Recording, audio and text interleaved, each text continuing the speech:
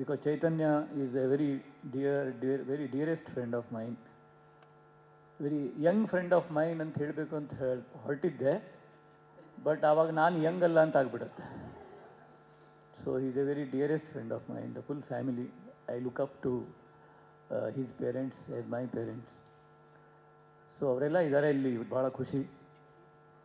ಯಾಕಂದರೆ ಚೈತನ್ಯನಂಥ talented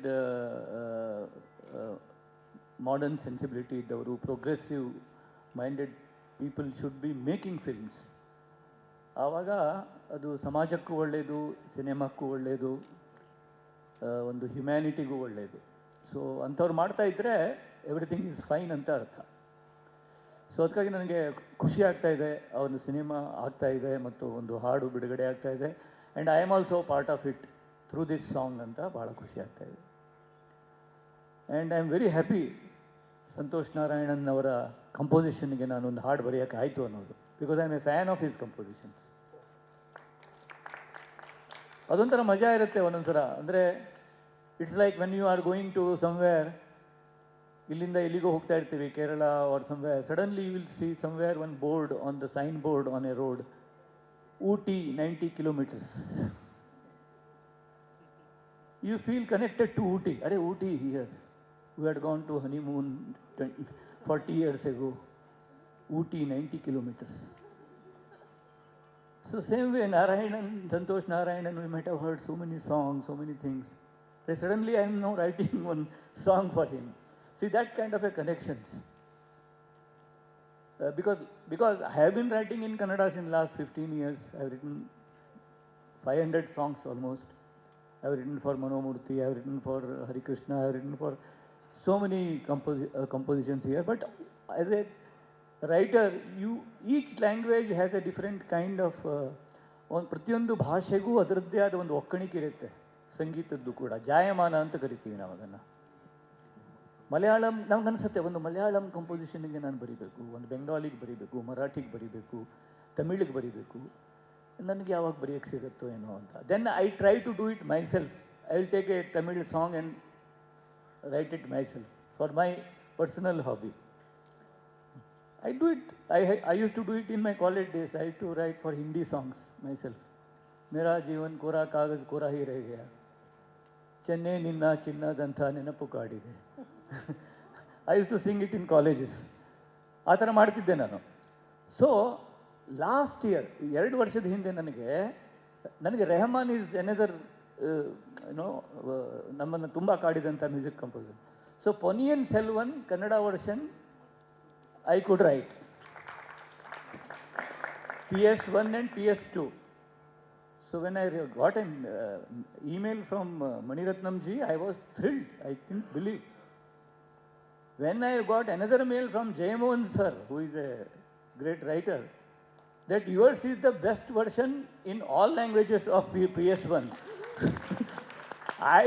For me, it was like a Nobel Peace Prize, not literature prize.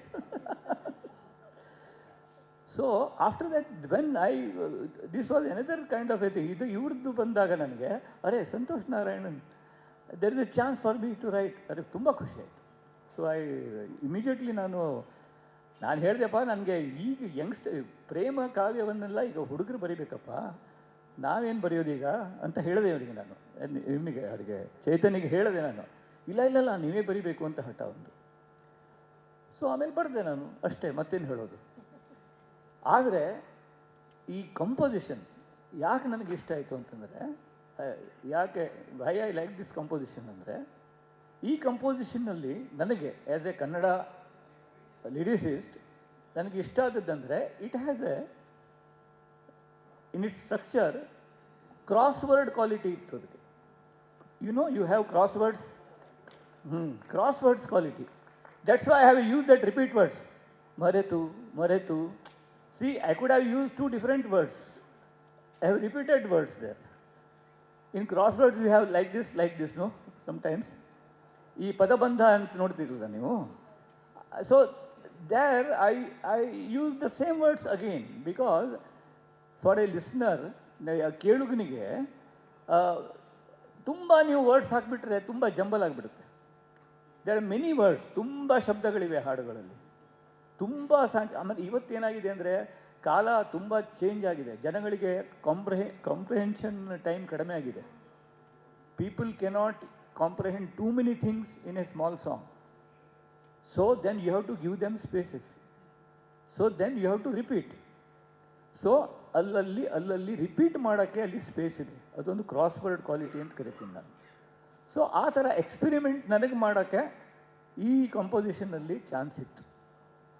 So ಆಮೇಲೆ ಇಷ್ಟು ಅಲ್ಲಿ ನಿಬಿಡವಾದ ಕಂಪೋಸಿಷನ್ ಇದ್ದರೂ ಕೂಡ there is lot of silence in his composition. So that's very and it's a background song. Background song ಇರೋದ್ರಿಂದ there is a silence. ಯಾವಾಗಲೂ montage ಸಾಂಗಲ್ಲಿ silence ಇರುತ್ತೆ. ಅದಕ್ಕಾಗಿ ನನಗೆ ಇಷ್ಟ ಆಯಿತು. ನಾನು ಸೈಲೆನ್ಸ್ ಬಗ್ಗೆ ಮಾತಾಡಿಕೊಂಡು ಇಷ್ಟೊತ್ತು ಮಾತಾಡ್ತಾ ಇದ್ದೀನಿ ನಾನು, ದಯವಿಟ್ಟು ಕ್ಷಮಿಸಿ. ಯಾಕಂದರೆ ತುಂಬ ಐ ಎಂಜಾಯ್ ಡೂಯಿಂಗ್ ಇಟ್, ತುಂಬ ಇಷ್ಟಪಟ್ಟೆ ನಾನು. ಆಮೇಲೆ ಓಪನಿಂಗ್ ಪಲ್ಲವಿ ಬಗ್ಗೆ ದೇರ್ ವಾಸ್ ಸಮ್ ಪ್ರಾಬ್ಲಮ್, ಅಂದರೆ there was some it was not very ಇಷ್ಟು. ಅದಕ್ಕೊಂದು ಆಪ್ಷನ್ ಬೇರೆ ನಾನು, ಹೌದು, option I had to give which I sent. ಇದು ಶುರು ಮೊದಲು ಇರಲಿಲ್ಲ, ಶುರುವಲ್ಲಿ ಇರಲಿಲ್ಲ ಅದು, ಶುರು ಅದು ಆಮೇಲೆ ನಾನು ಕೊಟ್ಟಂಥ ಆಪ್ಷನ್ನು. ಪದ್ಮಾವತಿ ಮೇಡಮ್ ಅವರು 3 ಆಪ್ಷನ್ ಕೊಡ್ತಾರಂತೆ, ನಾನು ಯಾಕೆ 2 ಕೊಡಬಾರ್ದು ಅಂತ ಹೇಳಿ 2 ಆಪ್ಷನ್ ಕೊಟ್ಟೆ ಅವರಿಗೆ. ಆಮೇಲೆ ಪದ್ಮಾವತಿ ಮೇಡಮ್, ನೀವು ಒಂದು ಚೇಂಜ್ ಮಾಡಬೇಕು ನಿಮ್ಮದು ಸ್ಟೇಟ್ಮೆಂಟು. ಫ್ಯಾಮಿಲಿ ಕೂತು ನೋಡೋ ಚಿತ್ರ ಅಂತ ಹೇಳಬೇಡಿ, ಯಾವಾಗಲೂ ಥಿಯೇಟ್ರಿಗೆ ಹೋಗಿ ನೋಡೋ ಚಿತ್ರ ಅಂತ ಹೇಳಿ. ಇಲ್ಲಿದ್ರೆ ಮನೆಯಲ್ಲೇ ಕೂತು ನೋಡಿಬಿಡ್ತಾರೆ ಎಲ್ಲರೂ. ಈಗೆಲ್ಲರೂ ಥಿಯೇಟ್ರಿಗೆ ಹೋಗಿ ನೋಡೋ ಚಿತ್ರ ಮಾಡಬೇಕು ನಾವು. ಸೊ ಅದಕ್ಕಾಗಿ ನನಗೆ ತುಂಬ ಇಷ್ಟಪಟ್ಟು ಈ ಹಾಡನ್ನು ಬರೆದಿದ್ದೀನಿ. ಆಮೇಲೆ ಅದಕ್ಕೊಂದು ರಿಪೀಟ್, ಅಂದರೆ ಇಲ್ಲಿ ಬಂದಾಗಲೂ ನಾನು ನೋಡ್ತಾ ಇದ್ದೆ, ಅದು ಕೇಳ್ತಾ ಇದ್ದೆ ನಾನು. ಯಾಕಂದ್ರೆ ತುಂಬ ದಿವಸಗಳ ಹಿಂದೆ ನಾನು ಬರೆದಿದ್ದು ಆದ್ದರಿಂದ, ತುಂಬ ದಿವಸಗಳ ನಂತರ ನಾನು ಕೇಳಿದ್ದಾದ್ದರಿಂದ ಆ ಕಂಪೋಸಿಷನಿಗೆ ಒಂದು ರಿಪೀಟ್ ಕ್ವಾಲಿಟಿ ಇದೆ, ತುಂಬ ಕೇಳಿದಷ್ಟು ಇಷ್ಟವಾಗೋ ಗುಣ ಇದೆ ಅಂತ ನನಗನ್ನಿಸ್ತು. ಇಲ್ಲಿರೋ ನಮ್ಮ ಸ್ನೇಹಿತರು ಕೂಡ, ಸುನೈನಾ ಇತ್ಯಾದಿ, ಅವರು ಕೂಡ ಅದನ್ನೇ ಹೇಳ್ತಾ ಇದ್ದರು. ತುಂಬ ಖುಷಿಯಾಯಿತು. ಆಮೇಲೆ ತುಂಬ ಯಂಗ್ ಟ್ಯಾಲೆಂಟ್ಗಳದ್ದು ಒಂದು ಜಾತ್ರೆನೇ ಇದೆ ಇದರಲ್ಲಿ, ಎಲ್ಲರನ್ನು ನೋಡಿ ಖುಷಿಯಾಯಿತು. ಸೊ ಒಳ್ಳೆಯದಾಗಲಿ, ಶುಭ ಆಗಲಿ, ಮತ್ತು ಇನ್ನೂ ಹೆಚ್ಚಿನ ದಿನಗಳಿಗಾಗಿ, ಒಳ್ಳೆಯ ದಿನಗಳಿಗಾಗಿ ನಾವು ಕಾಯೋಣ. Thank you Santosh, all the best. ಮತ್ತು ಇಲ್ಲಿರುವ ಎಲ್ಲರಿಗೂ ಕೂಡ ನನ್ನ ಶುಭಾಶಯಗಳು. ಇಂಟ್ರೆಸ್ಟಿಂಗ್ ಮತ್ತು ಇನ್ಫಾರ್ಮೇಟಿವ್ ವಿಡಿಯೋಗಳನ್ನು ಮಿಸ್ ಮಾಡ್ಕೋಬೇಡಿ, ಈಗಲೇ ಸಬ್ಸ್ಕ್ರೈಬ್ ಮಾಡಿ.